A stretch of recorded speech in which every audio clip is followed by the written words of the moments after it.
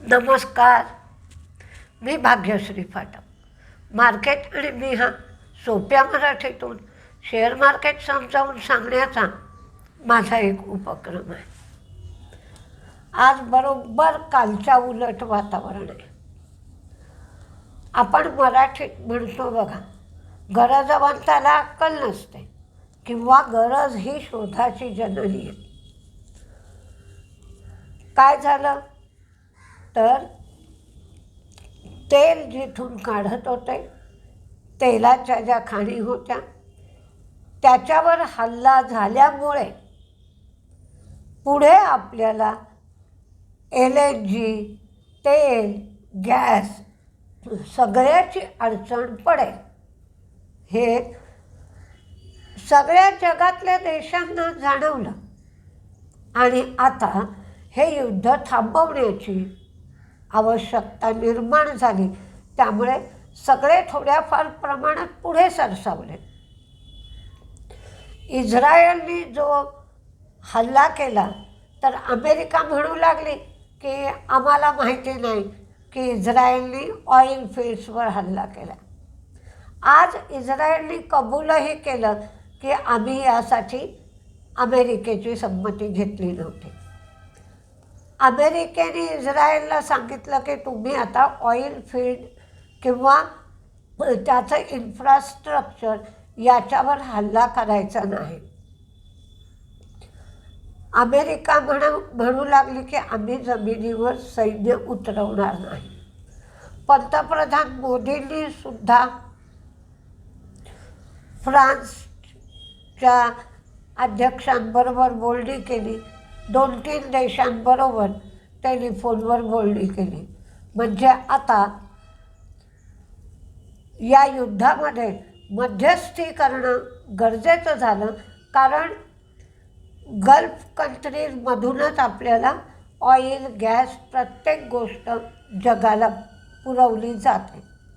आणि जर ऑइलच मिळेनासं झालं, फार मोठी गरज आहे, ऑइलच मिळेनासं झालं किंवा गॅसेस मिळेनासे झाले म्हणजे एनर्जी, तर एनर्जीचे जे कॉन्स्टिट्युएंट्स किंवा घटक आहेत ते मिळेनासे झाले तर पुढे कसं काय होईल.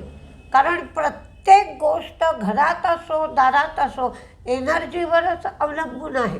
AI सुद्धा मोठ्या प्रमाणात एनर्जीच लागते. मग हे कसं काय चालणार. म्हणजे ही मोठ्या प्रमाणावर गरज लक्षात आल्याबरोबर सगळं जग जागं झालं आणि आता या युद्धात काहीतरी मध्यस्थी केली पाहिजे असा विचार आला. आणि ते अगदी थोड्या प्रमाणात सुरू झालं. अमेरिकेलाही कुठेतरी थोडीशी भीती वाटली की आपल्याला वाईटपणा येईल का. अमेरिका नेहमी आणि ट्रम्प नेहमी आपल्याला चांगुलपणा कसा येईल हे बघत असतं, तर याच्यामध्ये आपल्याला वाईटपणा येऊ नये हाही एक विचार त्याच्यामध्ये आला. तर एकंदरीत काय थोडीशी नरमाई आली. त्या नरमाईबरोबर क्रूडचा भावही जो 119-121पर्यंत गेला होता तो आज 105च्या लेव्हलला आला आहे. त्यामुळे क्रूडही कमी झालं. तर आज मार्केट तेजीत उघडेल. बऱ्याच वेळेला तेजी मंदी असं राहील. मार्केट व्होलटाईल राहण्याची शक्यता आहे. त्याचबरोबर ॲक्सेंचरचा रिझल्ट आला. त्यांनी लोअर बँड जो होता गायडन्सचा तो थोडासा वाढला.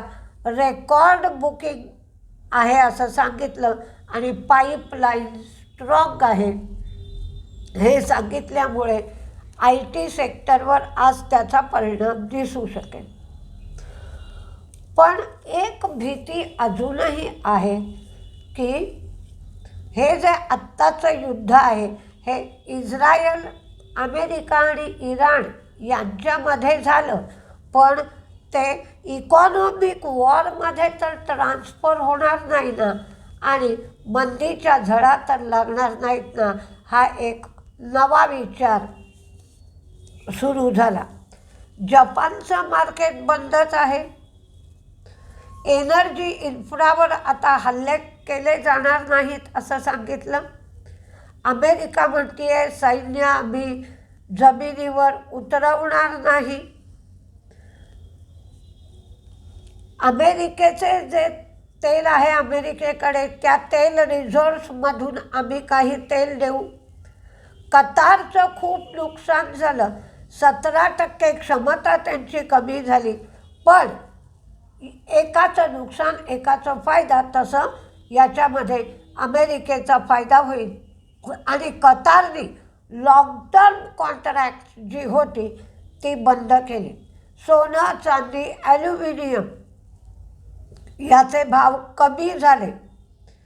कतार सांगते की सगळी जी इन्फ्रास्ट्रक्चरची खराबी झाली आहे त्याच्या दुरुस्तीला 3 ते 5 वर्ष लागू शकते.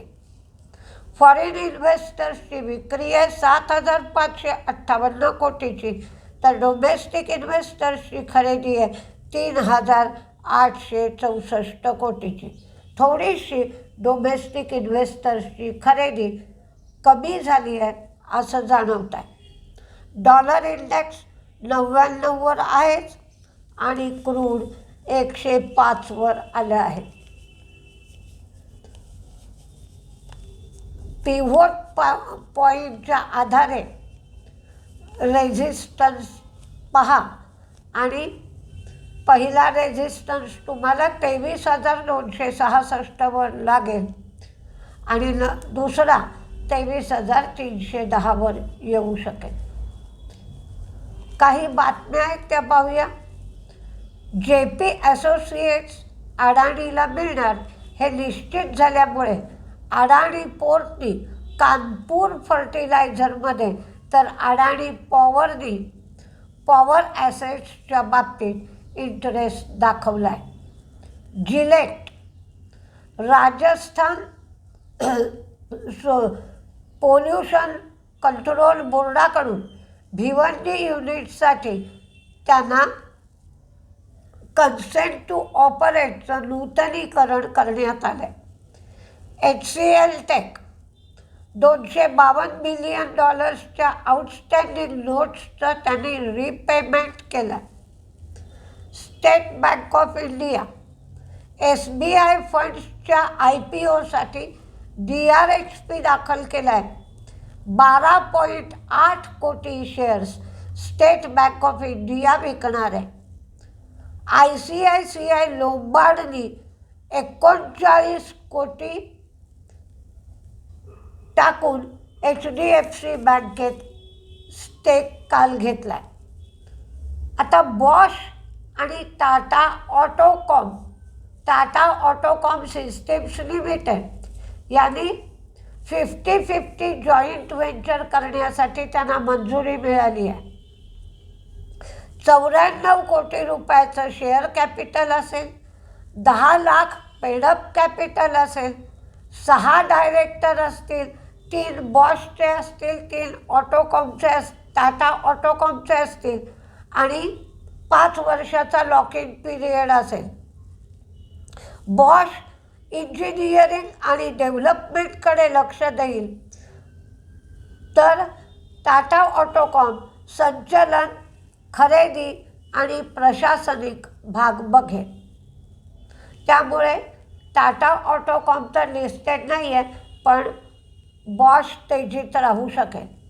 JK सिमेंट आंध्र प्रदेशातील ब्लॉकसाठी प्रिफर्ड बिडर. NTPCने ऑक्टोपस एनर्जी ग्रुपबरोबर MOU साईन केलं.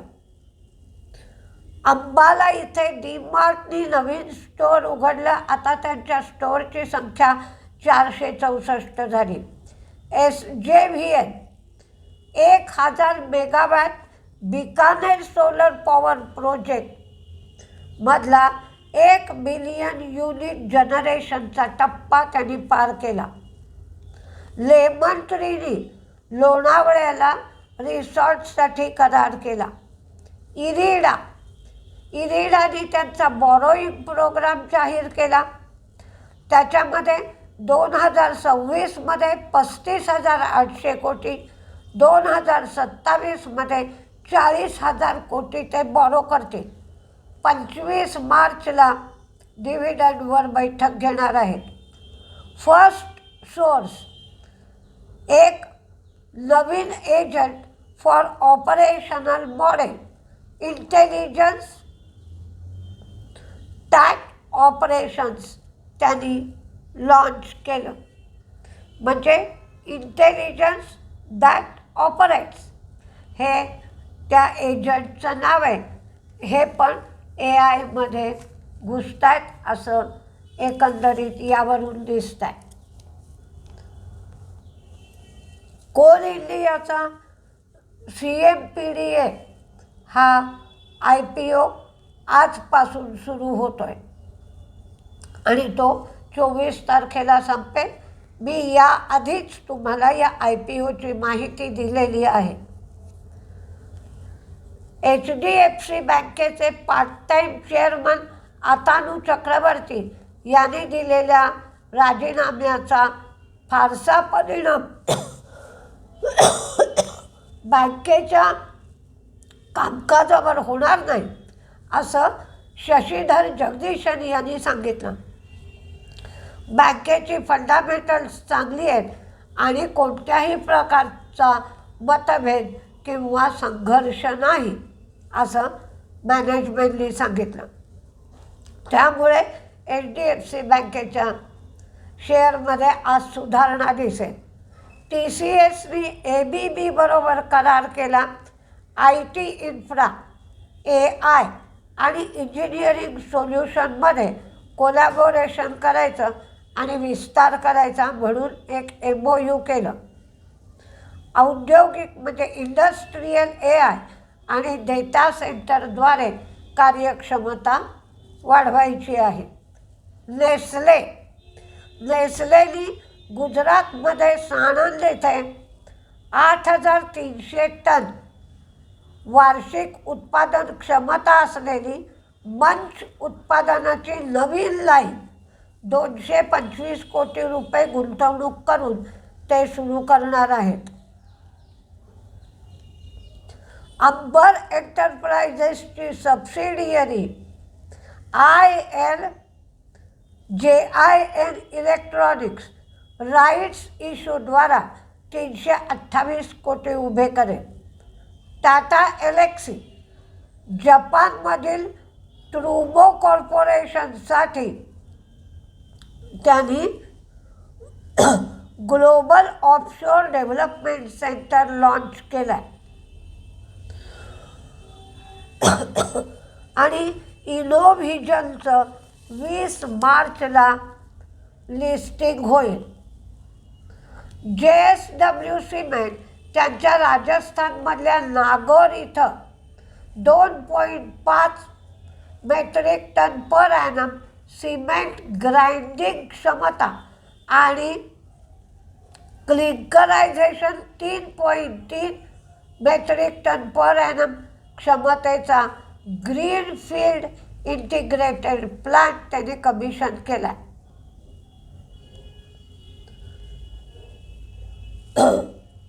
इंडिक्स स्पेसिस यांनी ग्लोबल कपॅसिटी सेंटर ग्राहकांबरोबर 1,140 सीट्ससाठी 5 वर्ष मुदतीचा आणि 54 कोटीचा वर्क स्पेस लिझिंगचा करार केला आहे. संवर्धना मदरसन इंटरनॅशनल यांनी 35 पैसे डिव्हिडंड दिला आहे. त्याच्यासाठी 27 मार्च रेकॉर्ड डेट ठेवली आहे. आणि कंपनीने हेल्मन वर्ल्ड वाईड लॉजिस्टिक्स या कंपनीबरोबर ग्लोबल सप्लाय चेन क्षमता वाढवण्यासाठी करार केला आहे. विप्रोनी त्यांच्या ग्लोबल BFSI ग्राहकांसाठी AI क्षमता वाढवण्यासाठी नवीन हब गिफ्ट सिटी गांधीनगर इथे लॉन्च केलेलं आहे.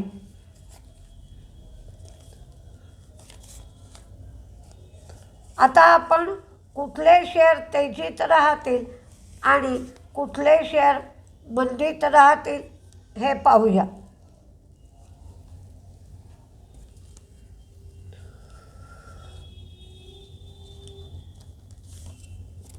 त्याच्या आधी एक गोष्ट बघा. आज सुरुवातीला कालचा हप्ता आहे, त्याच्यातून मार्केट तेजीत उघडत आहे. त्यामुळे सुरुवातीला सगळे शेअर तेजीत राहतील आणि त्यानंतर मात्र रागरंग काय आहे, बदललेला रागरंग आपल्याला लक्षात येईल. पण शुगर सेक्टर मात्र तेजीत राहण्याची शक्यता आहे, कारण रॉ शुगरच्या किमती वाढल्या आहेत आणि क्रूडचा भाव वाढल्यामुळे इथेनॉलचं साठी शुगर वापरली जाईल. इथेनॉलला जास्त रेट मिळू शकेल आणि ब्राझीलमध्ये शुगरचं उत्पादन भरपूर झालं आहे. आधी तेजीतले शेअर बघा. JSW cement, Triveni engineering, ICICI bank, KEI, Asian paint, JSW energy, AB capital, state bank of India, Astral, Balrampur Chini, Bharti Airtel, कारण भारती एअरटेलचे सबस्क्रायबर्स 44 लाख एवढे झाले आहेत. कोल इंडियाच्या सबसिडियरीचा जो IPO येतो आहे, त्या IPOमध्ये LICने 22% स्टेक घेतला आहे. अँकर बुक पूर्णपणे भरला आहे. TCS, इन्फोसिस, पर्सिस्टंट हे तिन्ही शेअर मी ॲक्सेंचरच्या रिझल्टमुळे दिले. Gillette, Dabur, BHEL, Nestle, Deepak nitrate हा अँटी डम्पिंग ड्युटी सरकार बसवण्याची शक्यता आहे, जे चीनमधनं इम्पोर्ट होत आहे त्या संदर्भात, म्हणून दीपक नायट्रेट दिला आहे. JK cement, JK tyre, power grid, NTPC, Bombay stock exchange, MCX, Amber, Nestle, first source limited, Metropolis, HDFC bank, PVR, happiest mind, Kalpataru, power grid. तर मंदीमध्ये सिमेंट्स, आज मेटल्स मंदीमध्ये राहण्याची शक्यता आहे. सोने, चांदी, ॲल्युमिनियम सगळं पडलं आहे. सिमेंट्स, हिंदुस्तान झिंक, एस्कॉट्ससुद्धा सुरुवातीला तेजीत उघडेल, नंतर बघायला पाहिजे, कारण अल निनोची चर्चा चालू आहे. त्यामुळे पाऊस कमी पडेल, त्याचा परिणाम एस्कॉट्सवर होईल. मारुती आणि सोन्याचा भाव उतरल्यामुळे मन्नापुरम आणि मुथूट. तर बघूया आजचा नाटकाचा अंक मार्केटमधला कसा काय आहे ते. म्हणून मी सांगते नेहमी की घाबरू नका. जे आज आहे ते उद्या नाही, उद्या आहे ते परवा नाही, ते मार्केट आहे. अगदी मार्केट सुरू झाल्यानंतर सुद्धा सगळ्या गोष्टी बदलतात, कारण मार्केट सुरू झाल्यानंतर ट्रेडर्स, इन्व्हेस्टर्स सगळ्यांच्या सेंटिमेंटवर अवलंबून राहतं आणि विशेषतः जवळ असणारा किंवा गुंतवण्यासाठी तुमच्याजवळ असणारा पैसा महत्त्वाचं काम करतो. म्हणजे एक तर भावना आणि एक तर पैसा. त्यामुळे इथे दिसतं तसं नसतं म्हणून जग फसतं म्हणतो आपण ना, ते खरं आहे. म्हणून एकदम घाबरून जाण्याचं कारण नाही. एक दिवसाची स्थिती असते, एकदम तुम्ही बावचळून गेलात तर पुढे ज्या चांगल्या गोष्टी घडतात त्याकडे लक्ष राहत नाही. तर आज काय होतं आहे हे आपण बघूया. नमस्ते.